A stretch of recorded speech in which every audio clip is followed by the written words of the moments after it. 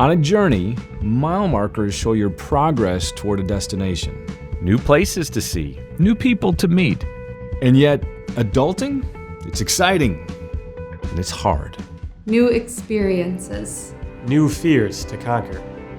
New questions that need answers. None of us get to the destination on our own. When that destination feels 1,000 miles away, you're not on that road alone. But I'd like to introduce you to a couple people that are going to be a part of this conversation. And again, what we're hoping to do is to be a place where you can ask some of the hard questions. We can have some of the conversations that maybe aren't being had very honestly, whether it's in social media world or maybe even in the church if you're a Christian, or if you're not a Christian, you're just like, what is up? We want to be able to have those conversations. And so introduce you to a couple of people who are going to be part of this team going forward. And to your right, this is Kella Kuntz. Kella is actually, believe it or not, she's my health coach. I've lost 10 pounds in the last 4 months. So, and I'm eating healthier. I don't if I have a cheeseburger, I can actually feel it. So that's all thanks to her. I eat a lot more almonds now, which is awesome. And I'm going to have you introduce yourself in a bit. And then Pastor Mike, who you've had a chance to meet a little bit as well. And before we jump into our topic, maybe just if you're just seeing this for the first time, just introduce yourself to our world. Yeah. Or your world. I'm Kella. I go to UW Milwaukee. I'm going into my 4th year, planning about 3 more semesters of school. My major is nutrition, so kind of a health coach thing, kind of going all with that. I work at Starbucks for my job, and I also have my health coaching business. I'm pretty busy. And Pastor Mike, tell them a little bit about yourself real quick. Yeah, so I'm Mike Novotny. I actually had 2 donuts this morning. So It's okay. Everybody does this. Which is way better than my normal day, so I'm feeling good, confident being next.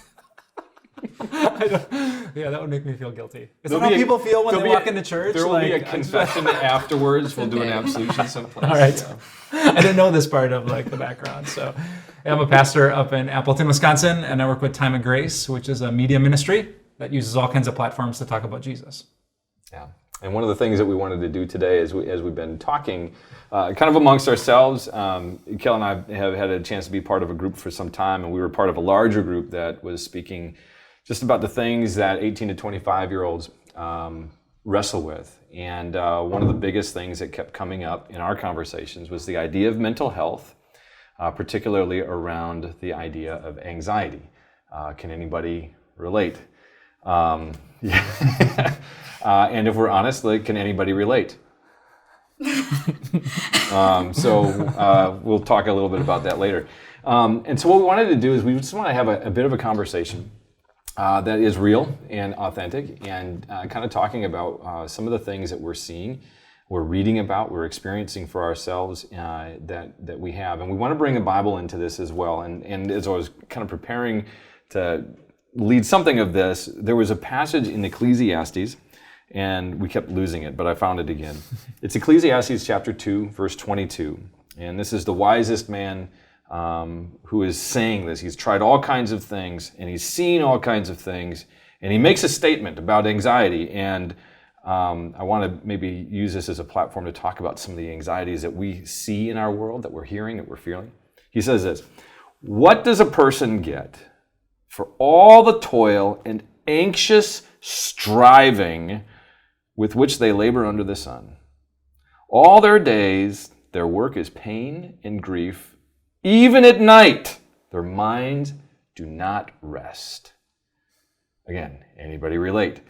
I'm just kind of curious, because again, we're here to try to really reach out to a generation of young adults who may be seeing anxieties that they've always grown up with, but maybe it's come now much more intense. What are you seeing, and maybe what are you hearing?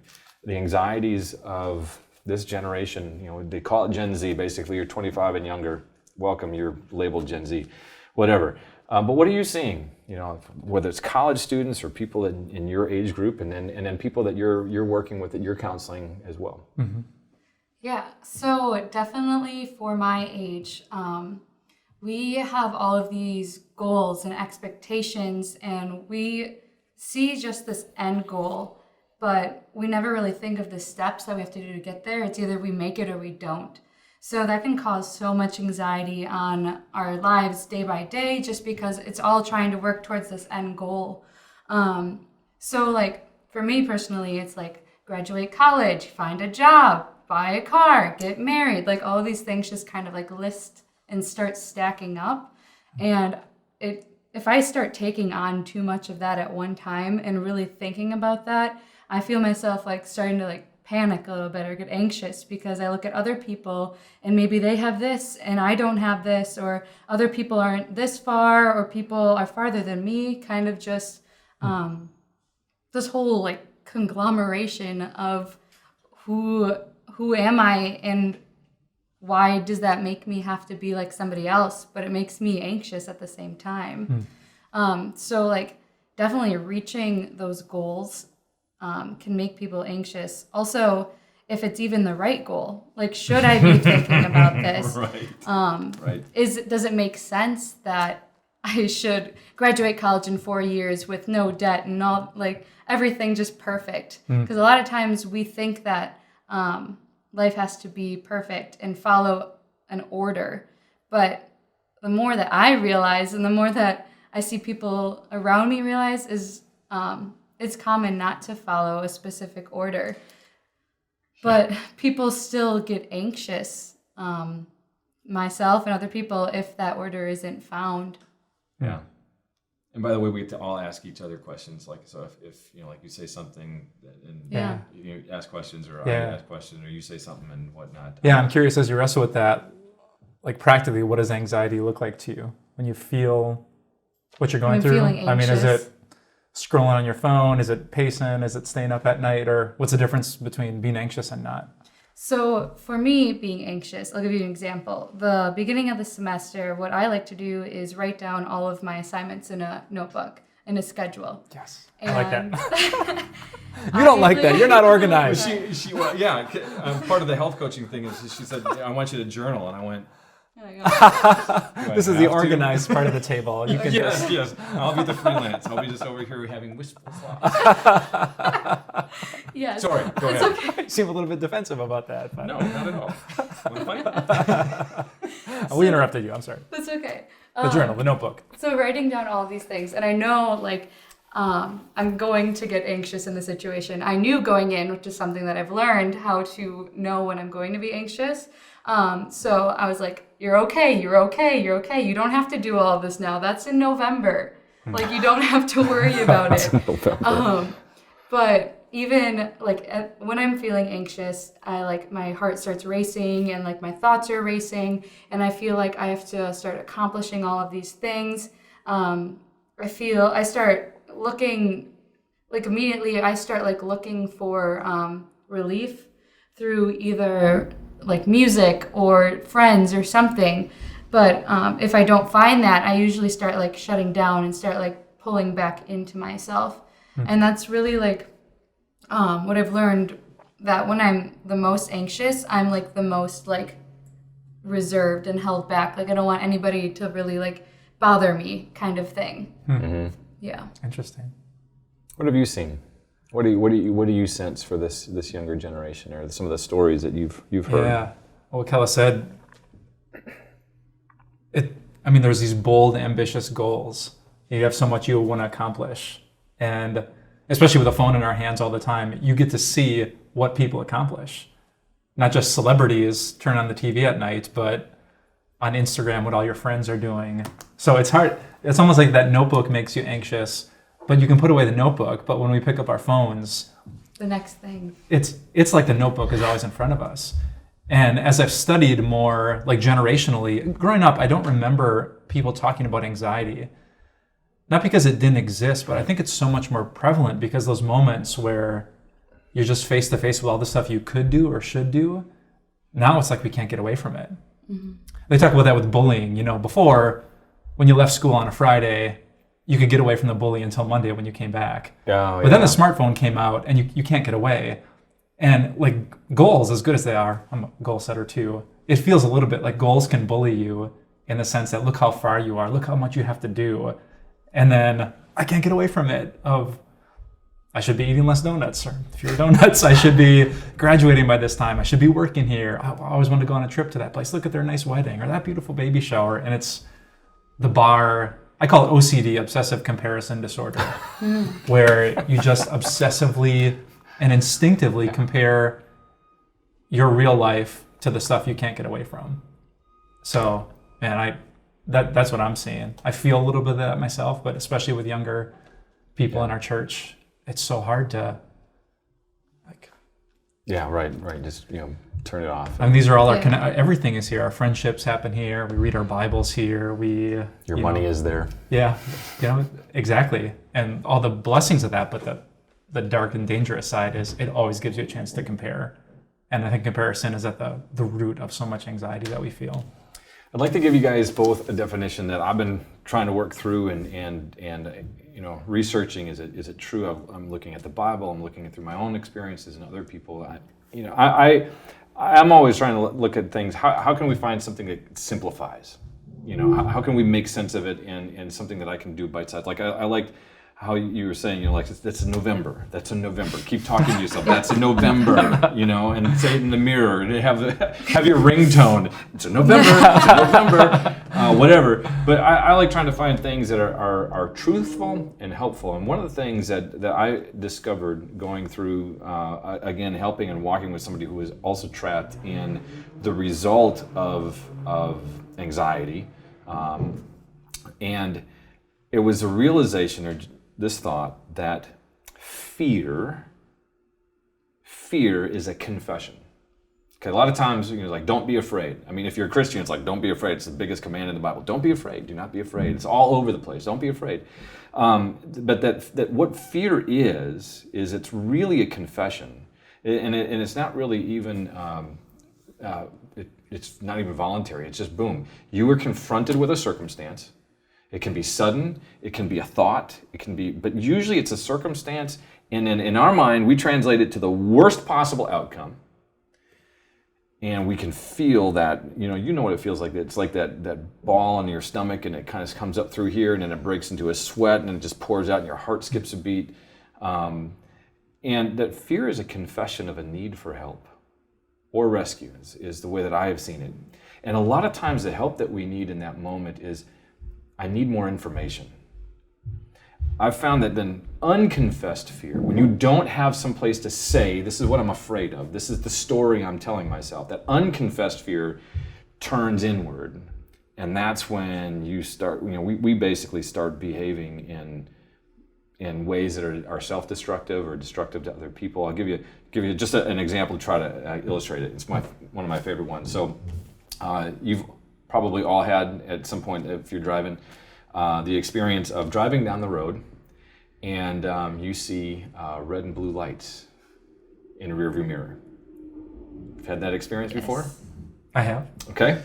All right. Fear immediately kind of comes. I don't know about you, but when I see that and it's coming up behind me, my heart skips a beat. Again, my stomach falls into my feet, and so what happens? What happens in that moment? Just think about it. So when that happens, what are the questions that start coming up? What did I do? What did I do? Why is he pulling me over? Like, how fast am I driving? How fast am I driving? Right. So in a moment, we ask these questions: how fast am I going? What is the speed limit here? Is he coming for me? Is that what? I need help.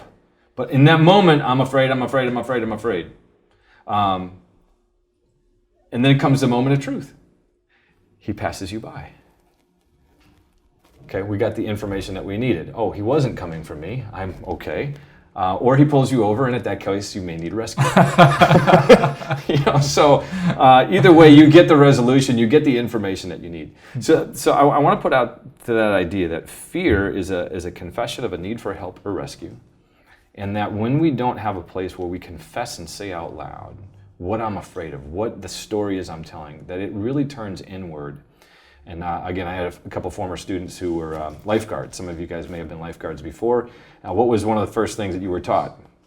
You were taught when you're swimming out to rescue somebody, you come in from behind, because if you come in from the front, they're going to be so terrified and so overwhelmed that they're going to drown you.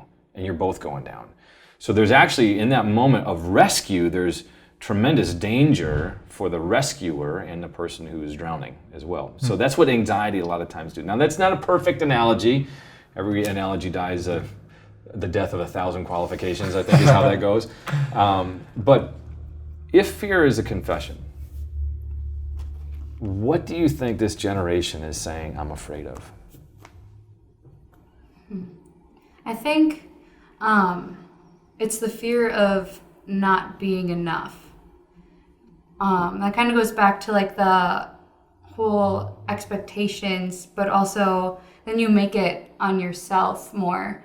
And you have like people that expect you to be a certain way, like all these different roles, like student, friend, like significant other, child, like all of these different roles are in your life.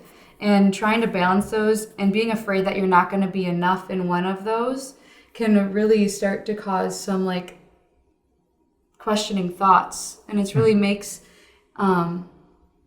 me, and I feel like friends and other people I've talked to from my generation just kind of lost. Like, what should I do? Like, I don't feel like I'm enough. That's like a big fear that I've heard. Yeah, I agree with that. I'll connect this thought, but I think at the root of it is a very small view of God. Okay. So, do tell. I will. The book of Ecclesiastes, what it's really about is that all this stuff that you think is going to work to drive out your fear, it doesn't. You can work, the passage had like work, toil, and striving all in one verse. You're not sitting around, you're not anxious because you're not working hard. Anxiety exists even as you're working hard. Yeah. But imagine this for a second, that God, when you would close your eyes, the thought of him would be so amazing and glorious that even if you didn't hit any of the goals in your notebook, even if you weren't the perfect child or employee or significant other, you still had God. Mm-hmm. Well, then I'd be okay. And I think the book of Ecclesiastes is that. Everything under the sun is so temporary that you can strive for it, but it's not enough to like take away that fear. So in the New Testament, there's a passage in 1 John that says, perfect love drives out fear. So what would happen at the end of the day if you believed in a God of perfect love, who was better than the guy, better than the promotion, better than the perfect career, better than getting Mike to do his journal to prove that you to be your success story on your website. Like, I made this guy journal. So I say that to my kids. When my kids are feeling anxious, I'll like logic them to God. I'll be like, all right, well, let's say you do get sick and you have to miss school. What'll happen? Well, then I'll miss the test, Daddy. What happens if you miss the test? I'll get a bad grade, Daddy. What happens if you get a bad grade? I don't know. I'll have to repeat the fourth grade, Daddy. What if you have to repeat the fourth grade, Daddy? They spiral. And I get to the end of it. I'm like, well, would God still be there? Well, I guess, Daddy. Well, that's pretty sweet. Like, you have God? God. So if God is really small, if it's like, oh yeah, I know he's with me, but what I really wanted was blank, you're always going to be anxious. Because Solomon knew in Ecclesiastes, he had some pretty impressive career, wealth, romance, but it wasn't enough. There was still anxious striving. But if at the end of the day, you know that whatever happens, I'm coming home to God. Yeah. Like that is the peace that goes beyond. That's the secret to being content, according to the New Testament. And until God is that glorious in your mind, and you believe that because of Jesus, he's with you,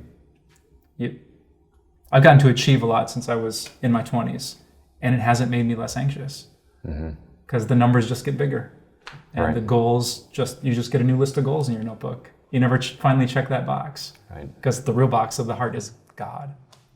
So I want to, for all of you guys, one of the things that, again, a place to just say, this is what I'm afraid of.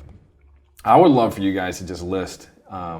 What do you think are the fears? If they're your fears, like this is what I'm afraid of, like not being enough. I think I've probably had the doubts of, what if I'm wrong? Whether it's faith or my big idea at work, or that research project. I know it's this, because when I was younger, still today, I believe very strongly in this, but what if I'm wrong? Ooh. And what if I disappoint people? I'm a people pleaser. So I think that not enough. I would say I'm going to disappoint people. But I would love to know if there's things that you feel that it's either for you or for your generation. What's the fear that's there, that's underlying some of the anxieties? Because maybe you do a lot of counseling, Pastor Mike. What are some of the outcomes of fears when our God is too small, or we don't have a safe place that we can say, this is a story I'm telling myself, help? What are some of the outcomes that we see in our world today? I'd be curious to see what you see as a counselor, and for you, what are you seeing from 18 to 25-year-olds in particular that maybe we don't know about until the very, very end result of a suicide or something along those lines. So I guess, what are you seeing in terms of the outcomes, and what are both of you guys, I guess, seeing? I see people turn, like, if this is the path that leads to God. A big vision of God. Massive. I'm seeking him. I see him. Oh, he's enough for me. David's faith in the Old Testament. The Lord is my shepherd. I shall not want. I'm good. I don't lack any. Like, God is with me. He's my shepherd. He's walking with me through life. I'm all right. I can walk through the valley. I can be in the presence of my enemies, but I'm okay. So if that's not your path, you take another path, and you're going to strive down it to get it, and it'll give you a little, just like a drug, it'll give you a little bit enough of I checked that box, I achieved that goal, it's working. And you go down that path, but you find out at the end, and I think that's where, depression can hit really hard. I thought this was going to work, and it didn't. There's a pretty popular artist, he's a rapper, NF, have you heard of him? Yeah. Really popular album. And on his latest album, he confesses that at the height of his success, every show sold out, #1 song, he got there, and he got to the end of that path of earthly success. And he said it was the most depressed time of his life. Because he thought, wait, this was supposed to make me happy. What the world told him, you just need another fill in the blank, not God. It's going to work, and it didn't. And the wheels just fell off his emotional bus. And he thought, my gosh, what is life even about? Yeah. And he tells that story really honestly on his latest album. And so I think it might be success, it might be studying, it might be drinking, it might be Netflix, it might just be entertainment, it might be friendships, it might be hookups. We're all going to choose some path that we think is going to lead to peace. But everything is temporary, and nothing can fill that hole in the heart except God. Is there one or two that you see that is almost like an epidemic for either college students or young adults, young professionals that really seems to be out there? Yeah. One of the biggest fears, I keep going back to this theme, but I think is the big thing is kind of having your whole life planned as soon as you graduate high school. Because that's what I did. And can I ask, where did that come from? Was that us? The world, social media? Yeah. Was it you guys? I mean, where did that come from? That came from older generations, teachers, parents, all these people asking, oh, what are you going to be when you grow up? What are you going to be when you grow up? What are you going to be when you grow up? And then you were pressured. If you said, I don't know, they're like, oh, you have some time. But it was still kind of downgrading us a little bit. They should know by now kind of thing. You're 10. You should have this figured out. You should know. But people always asked you that. And then it turned into, oh, what college are you going to? Oh, are you doing any sports? Are you doing any of this? Or how are you paid? All of these questions start coming. Mm-hmm. And that made for me to be oh, I need to know this. This needs to be planned out exactly what I'm going to do. And then kind of for me, my story is I had this giant plan. I was going to be an athletic trainer. I made up my mind freshman year of high school. So that meant I succeeded something because other people didn't know what they wanted to do yet. So I went to UW Eau Claire and I started my athletic training classes and I hated it. And I was oh my gosh, this is terrible. I was 3.5 hours away from home. I had no idea what I wanted to do with my life. For the past 4 years, this is what I've only planned. And I kind of built myself around that. I was I am going to be an athletic trainer. And then after that, I'm going to be successful, and I'm maybe with like an NFL team or something like that. I had like these giant dreams. That is a big dream. Holy cow. A big jump. But I remember I was so lost and confused, and I've never really had anxiety or depression in life, and that's like, it started forming up there. I was by myself.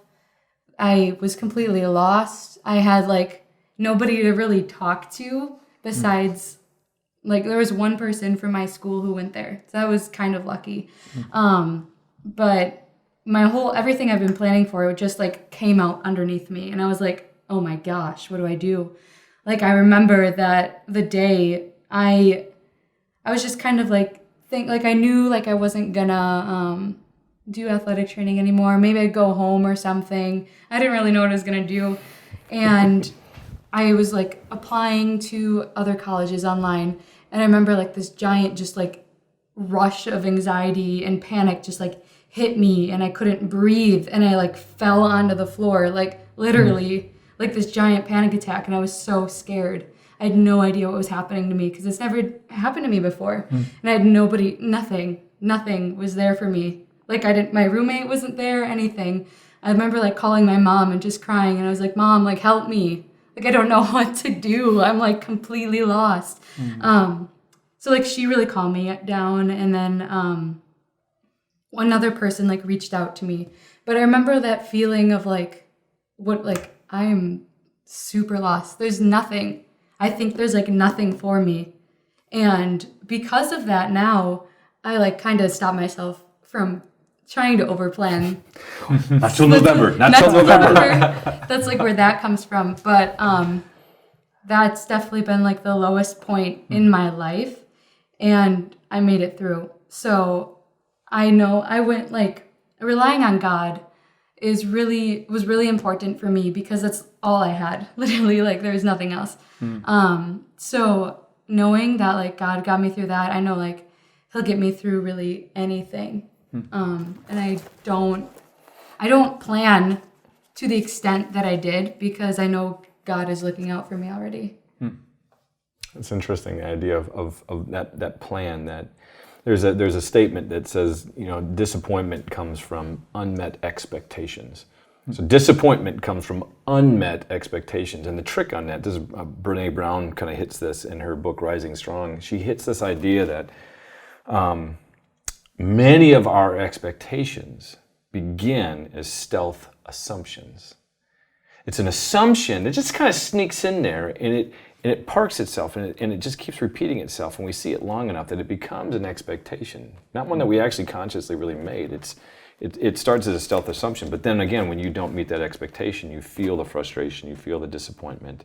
And I really appreciate that, again, so when that moment comes, where do you find yourself? Alone with no place to confess the fear. And in fact, when we're young too, a lot of times we haven't had this experience before. We don't even know what to do. So it's interesting how when our God, when we don't see the big God, our life will shrink so small that our little version of God will become visible and enough again. As I'm thinking about that in our lowest spaces, that little bit of understanding that God has given me, that little faith that He's given me. I'm thinking about His disciples. Oh, you have little faith. The storm had to get really, really big for God to finally be big enough for them to see, save us. Yeah. And so what I want to do, and we're going to pivot, and again, would love to hear your stories. What are the things that you're wrestling with? Because if I'm fair, and if you don't come from a Christian background, God is like a magic pill that you take, and everything's better, and like you have a couple conversations. I go to church for a couple times, and then it's good, and I'm good. Is that it?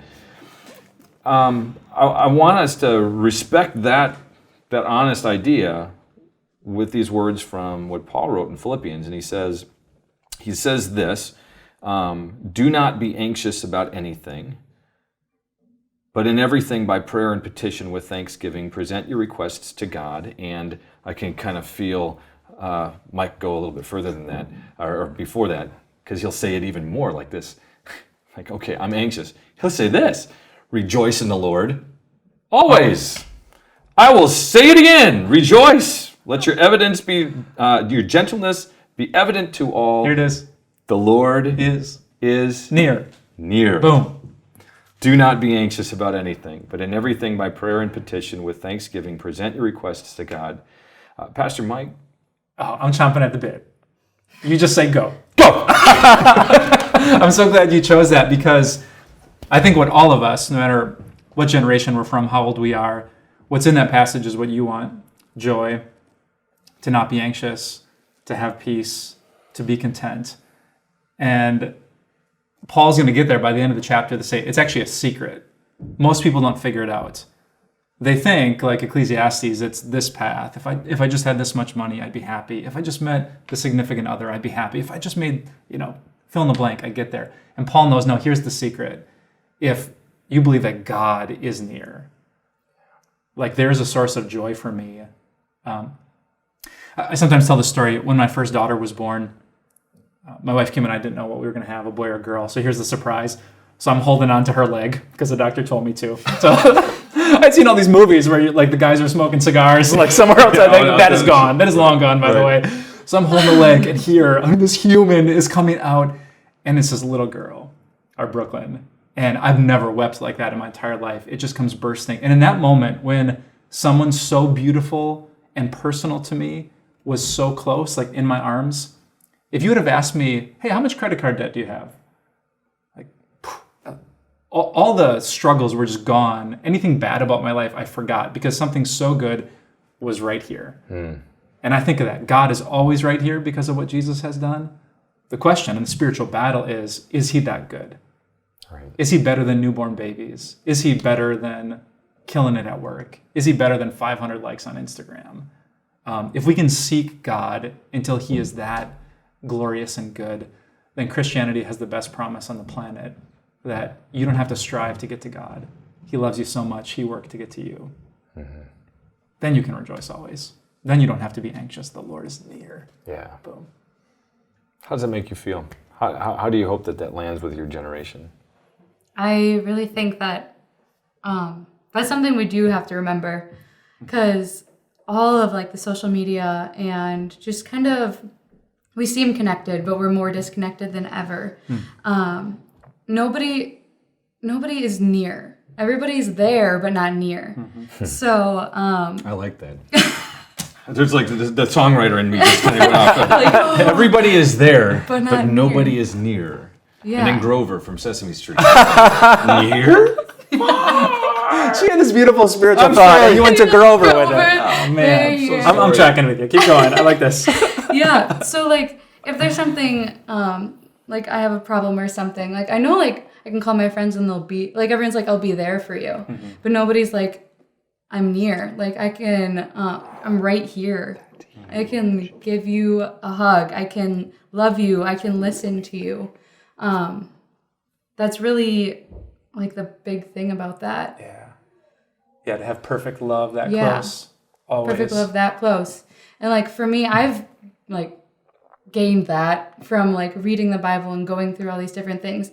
At that time, I now look back and I needed that. If I wouldn't have been knocked down like that, I would have never, your path, I would have never followed and seen God being this big. I thought, my life, I can do it my way. This is my goals. But as soon as I was knocked down, I was God's the only thing I have.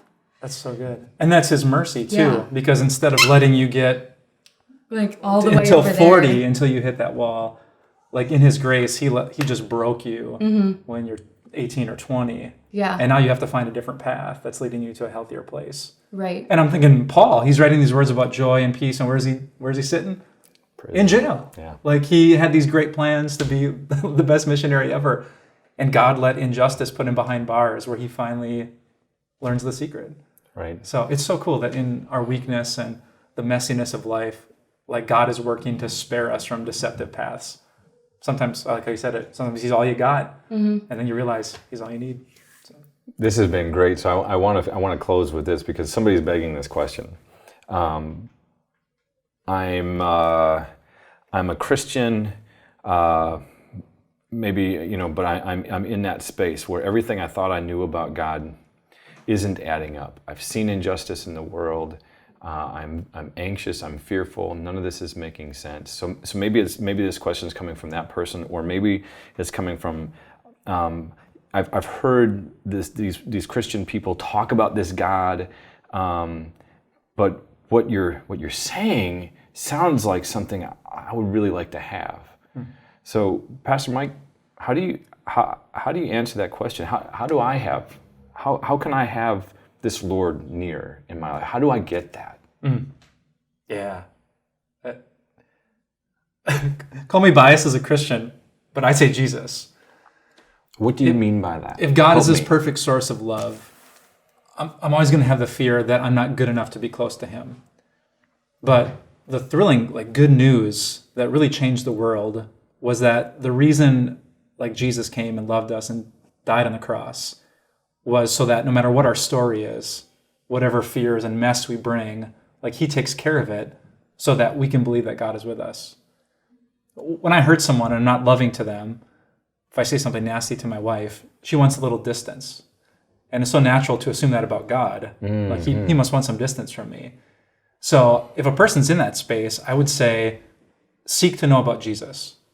It might be picking up this book for the first time. It might be finding that Christian friend that's not too out there, and you feel like you could ask an honest question to, what did he do? And is it true that he gave his life so a person like me could say, God's right here? So I'd start there. I'm not going to lay out 15 steps, but get to know as much as you can about Jesus. And why is it that people from all cultures, continents, ages have found such peace and joy and contentment in him? The Bible is an intimidating book. What would you like me to?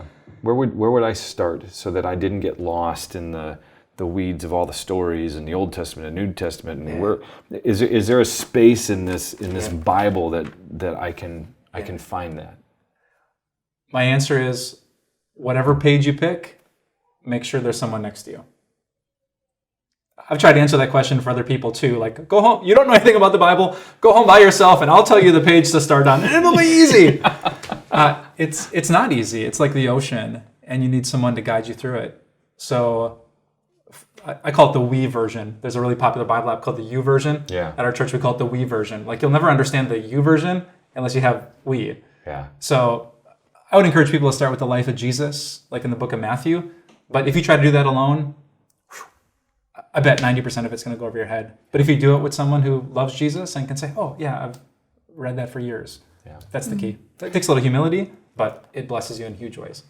There's a story in the scriptures in the Bible that talks about a man who was not from around there, and he had come and he had some encounter with this God, maybe something that's kind of like this, and he was reading about this suffering servant in another scroll. He was reading the Bible of their time in Isaiah, the Ethiopian, and he didn't know what was happening. And God instructed another one of his people to be near him on the road.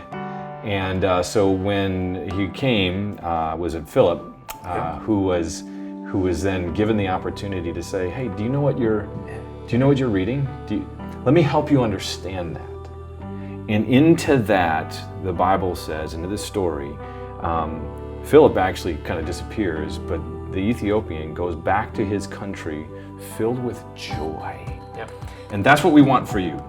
So wherever you're at on your journey, if Jesus is a new word to you, if Jesus has only ever been a curse word to you, if Jesus has been your Savior, that's what we would love to encourage. And for what we can do, whether it's here or through Time of Grace, to be able to point you to the Bible and to get with God's people who love His Word. That is the path we'd love to put you on that ends with a God that's bigger. So until next time, again, I'm Mike Westendorf. This is Pastor Mike. This is Kella. We will see you guys again.